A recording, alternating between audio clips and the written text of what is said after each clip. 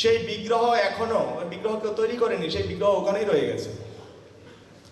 যদি আপনারা এখনো যান সেই মধ্যদ্বীপে, যারা কেউ গিয়েছিলেন ওখানে একজন, হ্যাঁ, আমাদের উচিত সকলের ওইখানে যাওয়া, সেই ধামগুলো দর্শন করা। গৌরয়ামার যে সব স্থানে করিল ভ্রমর রঙ্গে, সে সব স্থান হেরিব আমি প্রণয়ী ভকত শমনে। গৌরাঙ্গ মহাপ্রভু যে যে স্থানগুলোতে পরিভ্রমণ করেছেন তার পার্শ্ববৃন্দ নিয়ে সেই সেই স্থানগুলো আমাদের দর্শন করতে হবে। দর্শন কিভাবে করব জানি না, সিঙ্গাপুর থেকে কবে যাইতে পারি। এখন তো আমাদের আরো খুশির খবর দিয়ে দিচ্ছে সিঙ্গাপুর সরকার, 63 বছর পর্যন্ত আর যেতে হবে না।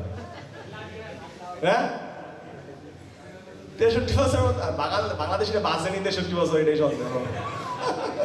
জানেই না ওরা যে বাঙালিদের বাইরে 63 বছর হয় না, ওরা আগে প্যাকেট হয়ে যাবে। আমাদের বিদেশ করতে করতে এমন মানসিকতা হয়ে গেছে যে আমরা চাচ্ছি যে আমাদের 14 পুরুষকে খুশি রাখতে। শুধু আমাদের এই বংশই খুশি থাকবে সেটা না, আমাদের পূর্বে যারা আসবে 14 পুরুষ সবাই যেন খুশি থাকে। একজন ব্যক্তি একবার গেছে এক সাধুর কাছে, জ্যোতিষের কাছে ওর হাতে খাইছে, ওর সম্পত্তির সমস্ত বিবরণ দিছে। দেওয়ার পরে বলতেছে আমার সম্পত্তি এগুলো গণনা করে দেখুন আমার কত পুরুষ পর্যন্ত খেতে পারবে, ওদের কাজ করতে হবে না, বসে খেতে পারবে। বলছে আপনার যে সম্পত্তি আছে, আপনার হাতের রেখা দেখে বোঝা যাচ্ছে আপনার বংশ পরম্পরায় যারা আসবে তারা 14 পুরুষ পর্যন্ত কোনো কাজ করতে হবে না, ওই 14 পুরুষ পর্যন্ত বসে খেতে পারবে, যেই টাকা পয়সা আছে। বলছে 14 পুরুষের চিন্তা তো সবাই করে, তাই না? আমরা যখন বিয়ে করতে চান তখন কত পুরুষের নাম দিতে হয়? 7 পুরুষ। আমার থেকে 14 পুরুষের নাম নিছে।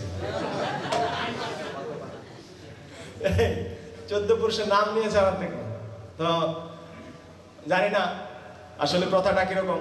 তো আমাদের শাস্ত্র বলা আছে যখন কোনো গৃহে একজন বৈষ্ণব হয় সেই গৃহের 14 পুরুষ পর্যন্ত ভগবত ধাম প্রাপ্ত হয়। শুনেছি না কথাটা? মায়ের ক্ষেত্রে 21 পুরুষ, কিন্তু প্রভুদের ক্ষেত্রে 14 পুরুষ। তো এই 14 পুরুষকে সবাই খুশি করতে চায়, সবাই খুশি করতে পারে। আমি চাচ্ছি আরো যদি এক পুরুষকে খুশি করতে পারি তাহলে কিভাবে করব? বলছে তাহলে তো আপনার কোনো শুদ্ধ বৈষ্ণবদের আশ্রয়ে যেতে হবে, তাদের থেকে পরামর্শ নিতে হবে আপনি কিভাবে 15 পুরুষ খুশি করবেন। তো তিনি কি করলেন, ওনার এক সাধুর সন্ধান পেয়েছেন, একদম মানে সমস্ত গুণে গুণান্বিত সাধু। তো ওনার এখানে অনেক অলংকার, বস্ত্র, আহার আদি দ্রব্য অনেক কিছু নিয়ে ওনার ওই সাধুর কুটিরে গেছেন। তো গিয়ে সাধুর কুটিরটা একদম ভরে দিয়েছেন, সাজিয়ে সামনে স্বর্ণ গয়না, কাপড় চোপড়, খাবার দ্রব্য সবকিছু। তো বলছে মহারাজ এগুলো আপনার জন্য নিয়ে এসছি। বলছে কেন আমার জন্য নিয়ে এসছেন? বলছে আমি তো চাচ্ছি যে 15 পুরুষ কিভাবে খুশি করবো, সন্তুষ্ট করব, সেই উদ্দেশ্য নিয়ে আপনার কাছে এসছি, কিভাবে করতে পারি এই জন্য আপনার কাছে নিয়ে এসছে। বলছে আমি তো এগুলো নিব না। কেন? এগুলো তো আপনার জন্ম চলে যাবে, আপনি তো আর কাজ করতে হবে না, এগুলো দিয়ে আপনি বসে বসে খেতে পারবেন। বলছে আমি তো বসে বসেই খাই, আমার তো কাজ করতে হয় না, আমি শুধু দিনেরটা সংগ্রহ করি। আজকে দিনের মধ্যে আমার কি খেতে লাগবে সেইগুলো হলেই আমার যথেষ্ট, আমার পরের দিনের চিন্তা করতে হয় না, আমি পরের দিনের চিন্তা করি না। বলছি সাধু কি খবর? সাধু পরের দিনে চিন্তা করেন, আমি তাকে তার এই জন্য সবকিছু দিয়ে দিছি, আর সে পরের দিনে চিন্তা করেন, শুধু আজকের দিনে চিন্তা সে করবে। কতটা তার মধ্যে মানে এই জগতের প্রতি বিরক্তি। আর আমি চাচ্ছি কিভাবে আমি 14 পুরুষকে সন্তুষ্ট করেছি আর এক পুরুষের জন্য সাধুর কাছে এসেছি। আর এই সাধু কালকের চিন্তাই করে না, আজকেই তার সন্তুষ্ট। আমরা চাইলেও এই সিঙ্গাপুরে থাকবো 63 বছর, কিন্তু আমরা চাইলেও সবাইকে সন্তুষ্ট রাখতে পারবো না, কারণ আমরা নিজেরাই সন্তুষ্ট নই। আমাদের মধ্যে বৈরাগ্য আসে না। তো বৈরাগ্য কিভাবে আসে? কোনো শুদ্ধ বৈষ্ণবদের মাধ্যমে বৈরাগ্যের উদয় হয় হৃদয়ে। তো কার কিভাবে বৈরাগ্যের উদয় হয় কেউ বলতে পারে না। ওই ব্যক্তির, ওই ধনাঢ্য ব্যক্তির ওই সাধুর কাছে যখন গিয়েছে তখন হৃদয় চেতনা এসছে, আমি কার জন্য করছি এগুলো। এই সাধু আজকের দিনে চিন্তা করছে আর আমি 14 পুরুষের চিন্তায় নিয়েও আমার সন্তুষ্ট না, আর সে একদিনেই সন্তুষ্ট। তো এই জন্য ভগবত গীতার একটা শ্লোক আছে, সন্তুষ্ট সততাম যোগী। এই যোগীরা হচ্ছে এই জগতের সব থেকে সন্তুষ্ট ব্যক্তি। সন্তুষ্ট হলেই যোগী হওয়া সম্ভব, তাছাড়া না। তারপরে আসে চৈতন্য মহাপ্রভুর এই সুন্দর আবির্ভাব মহোৎসব কিভাবে আমরা উদযাপন করব, কিভাবে মহাপ্রভুর কৃপা আমরা লাভ করব। বলছে মহাপ্রভু সবাকারে করিবেন উদ্ধার, ব্যতিরেকে নিন্দুক কপট আর দুরাচার। তিনি 3 জন ব্যক্তিকে বাদ দিয়ে সবাইকে কৃপা করবেন। আর এই 3 জনের মধ্যে ওনার মাও পড়ে গেছেন, একজন শচী দেবী। সবাইকে কৃপা করছে অকাতরে, যে আসছে তাকেই কৃপা করছে, প্রেম দান করছে, সবাইকে কৃষ্ণ প্রেম দান করছে। আমরা যারা কিছুদিন আগে খেতুরি ধাম গিয়েছিলাম, রাজশাহী খেতুরি ধাম, নরোত্তম দাস ঠাকুরের আবির্ভাব স্থান। তো সেখান থেকে জল নিয়ে এসেছিলাম, মনে হয় জল দিয়েছে আপনাদের, পাননি না? যাই হোক, আমি দেখছি জলের খবরটা কোথায় আছে, কমপ্লেন পড়ে গেছে একটা। এই খেতুরি ধাম যেখানে যে নদীর পদ্মা নদী অতিবাহিত হচ্ছে সেখানে। তো এই পদ্মা নদীর কাছে চৈতন্য মহাপ্রভু বলছে যে আমার এক ভক্ত নরোত্তম বলে এখানে আসবে, তোমার মধ্যে স্নান করবে, আর এই প্রেম তাকে তুমি দিয়ে দিও, আমি তোমার কাছে প্রেম গচ্ছিত রেখে গেলাম। বলছে নরোত্তমকে দেখলে আমি চিনবো কিভাবে? নরোত্তম যখন তোমার এই নদীতে স্নান করবে, তোমার জলে যখন স্নান করবে, তখন তোমার এই জলে উত্তাল শুরু হয়ে যাবে, এমন উত্তাল শুরু হবে তখন যে মানে ঝড়ের মতো, যে তোমার মধ্যে ঝড়ের যে ব্যাগ হবে সেরকম হয়ে যাবে। তখন বুঝতে পারবে যে না, এই ব্যক্তিটাই হচ্ছে নরোত্তম। আর এই নরোত্তম যখন এসছে, তার গায়ের বর্ণ ছিল শ্যামবর্ণ, আর তিনি যখন সেখানে ডুব দিয়েছেন সঙ্গে সঙ্গে তার গরু বর্ণে পরিণত হয়ে গেছে। আর সেই প্রেমে উন্মাদনার সাথে নিত্য কীর্তন করছে, হা গৌর বলে। এই চৈতন্য মহাপ্রভু সবাইকে কৃপা প্রদান করছেন। আমরা যদি এই কৃপা প্রদান গ্রহণ করতে চাই, তাহলে আমাদেরকে এই নিয়মগুলো মানতে হবে। আমরা চাই মহাপ্রভুর কৃপা প্রাপ্ত হই, তো মহাপ্রভুর কৃপা প্রাপ্ত হতে হলে আমাকে আগে নিতাইয়ের কৃপা পেতে হবে। হেন নিতাই বিনে ভাই, রাধা কৃষ্ণ পাইতে নাই, ধর নিতাইয়ের চরণ দুখানি।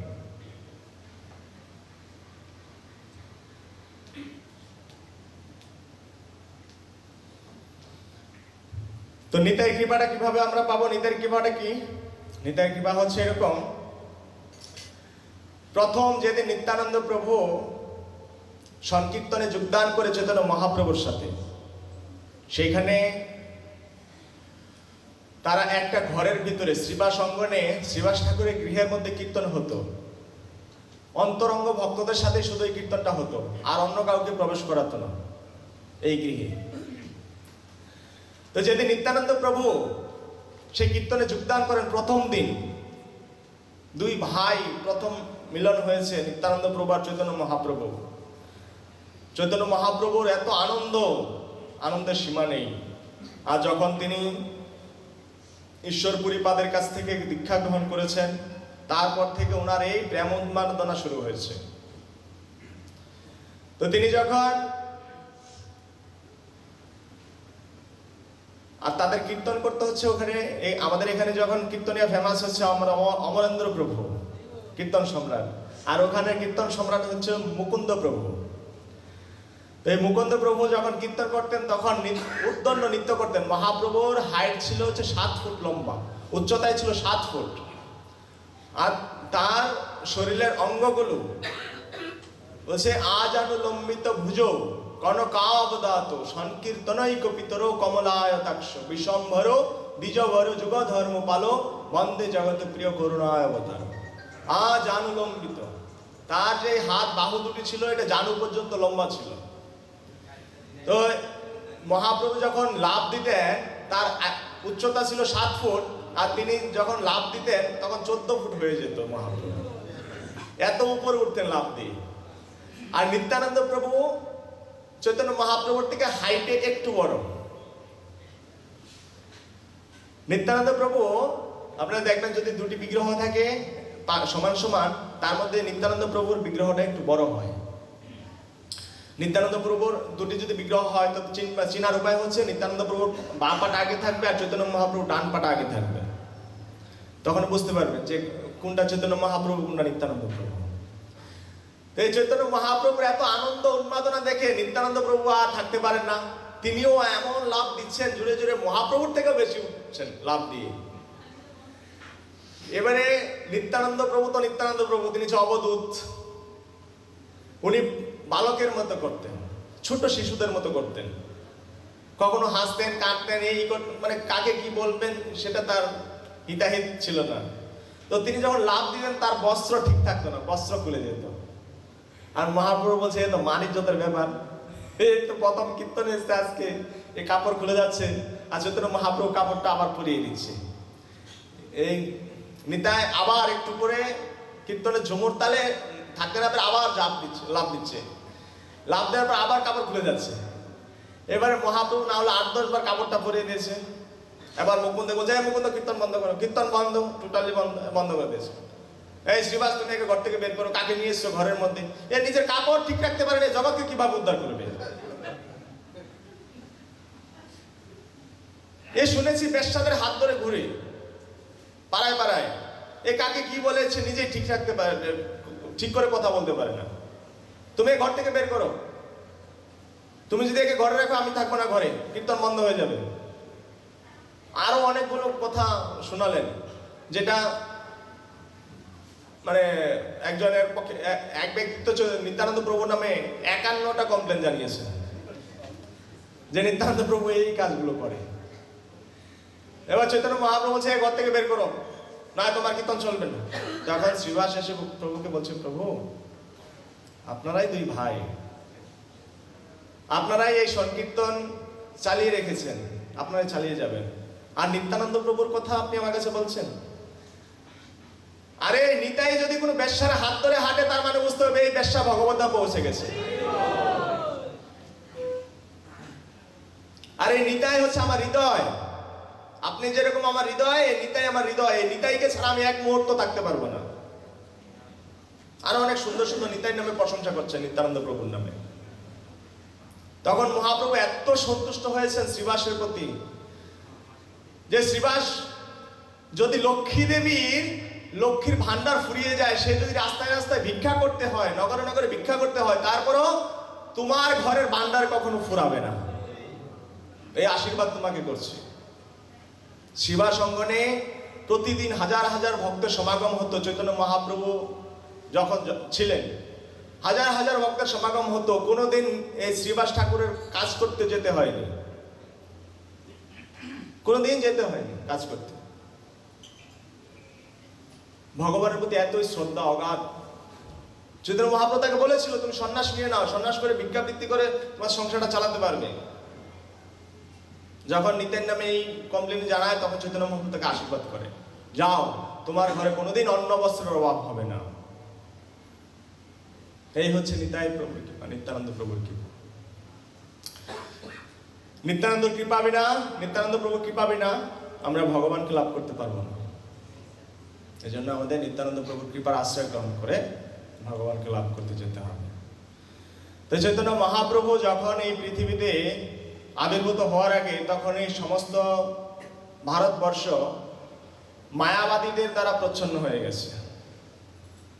এই মায়াবাদীরা এমনভাবে তারা এই জগৎকে ঘেরাও করে রেখেছে, কেউ আর এই জগতে হরিনাম করে না, কেউ ভগবানকে প্রণাম করে না, কেউ তিলক ধারণ করে না, কেউ ধুতি পরে না।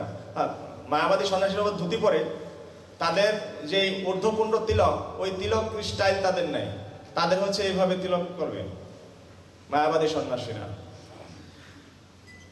ভগবান বলছে শাস্ত্রে যচ্ছরিরম মনুষ্যনাম ঊর্ধ্বপুণ্ড্রং বিনাকৃতম তন্মুখম নৈব পশ্যন্তি শ্মশান সদৃশ্যিত। ব্রহ্মাকে বলছে, হে ব্রহ্মা, যাদের কপালে ঊর্ধ্বপুণ্ড তিলক নাই সেই মুখ শ্মশান সমতুল্য, আমি সেই মুখ দর্শন করি না। জয় শ্রী জগন্নাথ মহান। যাদের ললাটে ঊর্ধ্বপুণ্ড তিলক নাই সেই মুখ শ্মশান সমতুল্য, আমি সেই মুখ দর্শন করি না। এখন এই পৃথিবী মায়াবাদীদের দ্বারা এত আচ্ছন্ন হয়ে গেছেন যে পৃথিবীর মানুষ তখন ভগবানের অবতার, মহাবিষ্ণুর অবতার এবং সদাশিবের অবতার অদ্বৈত ঠাকুর শান্তিপুরে বসবাস করেন। তো সেখানে তিনি ভগবানকে আহ্বান করছেন, তুমি যদি পৃথিবীতে অবতরণ না করো তাহলে আমি সুদর্শন চক্র দ্বারা এই পৃথিবীতে সংহার করব, এই পৃথিবীকে ধ্বংসে পরিণত করে দেব, তুমি যদি না প্রকট হও। কারণ মায়াবাদীদের প্রচারের দ্বারা সমগ্র পৃথিবী নরকে পরিণত হয়ে যাচ্ছে। তখন যখন চৈতন্য মহাপ্রভু আবির্ভূত হন তখন তিনি এইভাবে একটা প্রবাদ বাক্য দেন যে, শুতিয়া ছিলাম আমি ক্ষীর সাগরের তীরে, ঘুম ভাঙিল আমার নেড়ার হুঙ্কারে। অদ্বৈত ঠাকুরকে নেড়া বলতো, এই নেড়ার হুঙ্কারে তার ঘুম ভাঙে। তো এই চৈতন্য মহাপ্রভু যখন আবির্ভূত হন তখন এই সমগ্র জগতে যত যত বড় বড় পণ্ডিত ছিলেন তাদের মনের যে অহংকার, গর্ব, সেগুলোকে খর্ব করার জন্য এই পৃথিবীতে আগমন করেন এবং তিনি বড় বড় ব্যক্তিদেরকে কৃপা প্রদান করেন। যেমন বড় বড় ব্যক্তি, একদম খারাপের মধ্যে সর্বশ্রেষ্ঠ হচ্ছে জগাই মাদাই। জগাই মাদার থেকে খারাপ আর কেউ জগতে ছিল না, তাদেরকে কৃপা প্রদান করেছেন। তাদের থেকে একবারে এমন করে দিয়েছেন তাদেরকে যে মাধাইকে পরবর্তীতে মাধাই ব্রহ্মচারী বলে ডাকা হতো। তারা মাধবানন্দ